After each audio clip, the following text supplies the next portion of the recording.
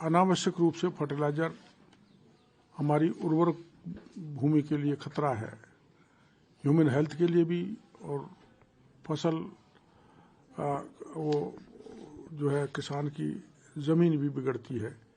इसलिए soil health card और soil health test करने के बाद वैज्ञानिकों की राय से उर्वरक डाले, इस दृष्टि से हम किसानों को जागरूक कर रहे हैं और उसी ढंग से पारदर्शी वितरण हो जितनी आवश्यकता है। लेकिन हमारे किसानों को भरपूर फर्टिलाइजर डालने की आदत पड़ गई इस लोभ में कि फसल खूब पैदा होगी, पर ऐसा है नहीं। तो समझाने में लगे हुए हैं किसानों को। लेकिन इस दौरान जो भी कोई जमाखोरी कर रहा है, काला बाजारी कर रहा है, टैगिंग कर रहा है, किसानों से पैसे ज़्यादा ले रहा है, तो हमारी उन पर निगरानी है। और निगरानी का तंत्र ये है कि जिसने भी मिलावट की, काला बाजारी की, उसमें अब तक हम 89 FIR दर्ज करा चुके हैं, बहुत से नोटिस दे चुके, कई के लाइसेंस निरस्त कर चुके। तो अब हमें यहाँ जो अभी यूरिया की ज़्यादा आवश्यकता है, यूरिया का सीजन चल रहा है। इससे पहले DAP का था, तो रबी 2025 में अक्टूबर और दिसंबर में भारत सरकार द्वारा 2,68,000 मैट्रिक टन DAP के विरुद्ध हमको 1 अक्टूबर 2025 को जो स्टॉक मिला वो 3,50,000 मैट्रिक टन मिला। तो हमने भरपूर किसानों को बांटा और कोई ऐसी शिकायत शुरू में थोड़ी हुई थी, लेकिन बराबर हमने DAP बांटा है।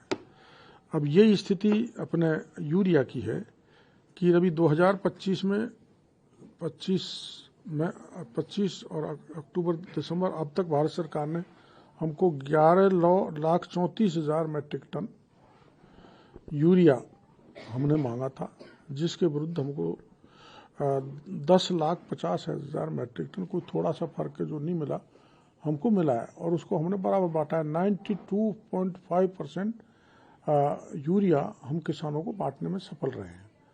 अब इसमें दो तरह का तरीका है, TSP LAMPS के द्वारा और दूसरी जगह GSS KVSS सरकारी एजेंसीज के जरिए और प्राइवेट डीलर ये बांटते हैं।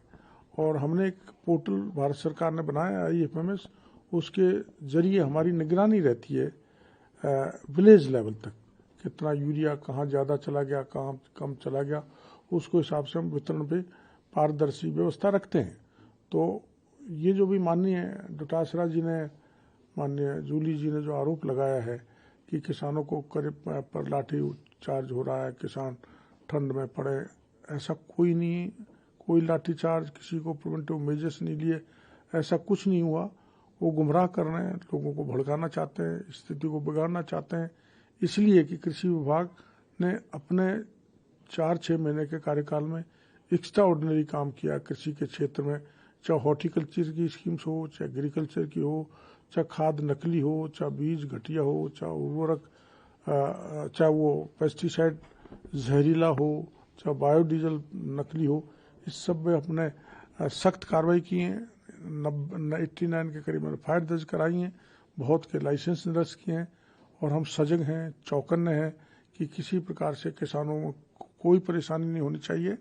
हमारा तंत्र ऊपर से लेकर नीचे तक सक्रिय है और किसानों को किसी प्रकार की कोई परेशानी नहीं हो, उसके लिए डटा हुआ है।